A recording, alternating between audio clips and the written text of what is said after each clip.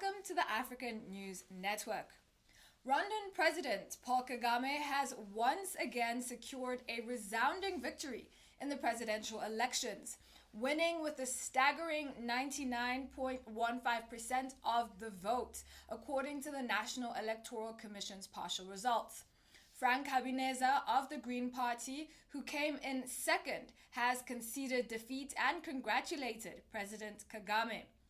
This result, while unsurprising to many given the massive turnout at Kagame's campaign rallies, has sparked controversy and criticism from various quarters. Critics, pointedly from the West, question the legitimacy of an election where a candidate receives such an overwhelming majority, implying a lack of true democratic process. But why is it so difficult to accept that Rwandans have made their choice? Is there an unspoken rule that democracy must come with a narrower margin? Democracy is about freedom of choice, the kind of political life countries, people, individuals live. I've never known of any place, if anybody knows will tell me, where democracy has succeeded by introducing those ideas from the outside. As millions of Rwandans celebrate Kagame's victory, voices from outside Rwanda are quick to label the election a sham. These critics argue from their offices hundreds of miles away, often dismissing the on-ground realities and the tangible progress Rwanda has made under Kagame's leadership. In fact, those who make where the criticisms originate from, they have strict rules. And they even say they don't want anybody to interfere in their politics. When it comes to elections, if you say anything about their politics from the outside or try to, they will kill you for it. There's no question about it. But they find it easy to get involved in other people's politics. So what sense does it make?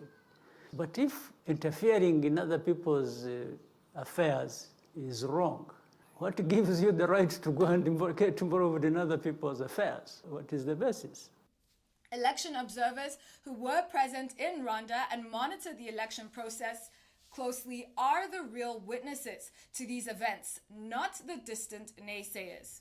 It's worth asking, why can't Rwandans be left to make their own choices? Why is it so difficult for Western critics to accept that a leader can be genuinely popular, especially one like Kagame, who has transformed Rwanda from the ruins of genocide against the Tutsi into a beacon of hope, stability, and progress in Africa? The questions surrounding Kagame's long tenure in office also deserve to be looked at.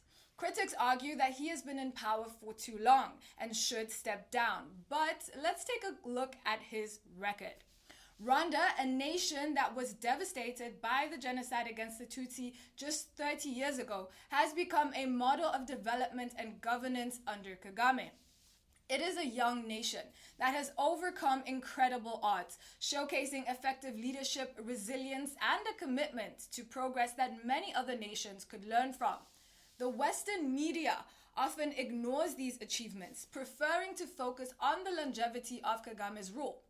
But let's not forget historical precedents in their own countries. For example, Franklin D. Roosevelt served 4 terms as President of the United States during a time of crisis. Angela Merkel led Germany for 16 years, providing stability and prosperity. So why is it acceptable for Western leaders to serve long terms when it's convenient for them, but not for African leaders who deliver results? In the broader context, we see a growing trend of African nations standing up against Western narratives and interference. Take Burkina Faso and the Sahel region, for example. These countries are increasingly asserting their independence and pushing back against Western influence, determined to chart their own course. Rwanda's election results and the overwhelming support for Kagame can be seen in this light: an assertion of national sovereignty and a rejection of foreign tutelage. As we reflect on Kagame's victory, it is crucial to recognize the unique history and culture of Rwanda. This is a country that, despite its traumatic past, has managed to rebuild, reconcile, and thrive under a leadership that Rwandans overwhelmingly support.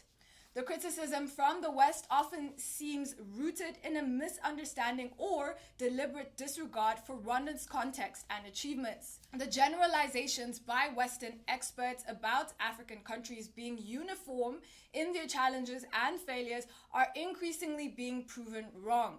Rwanda under Kagame has demonstrated that with the right leadership, African nations can defy expectations and build prosperous futures. As Rwandans celebrate a violence-free election and continue to place their trust in Kagame, the broader message is clear.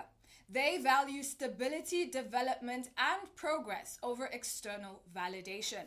The voices that matter most in this discussion are those of the Rwandans themselves, who have chosen their path and their leader.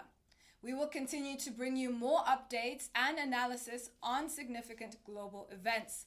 I'm Cynthia Nivyawandi, and this has been the African News Network. Stay connected with us on our website, mobile app, and social media platforms. Thank you for joining us.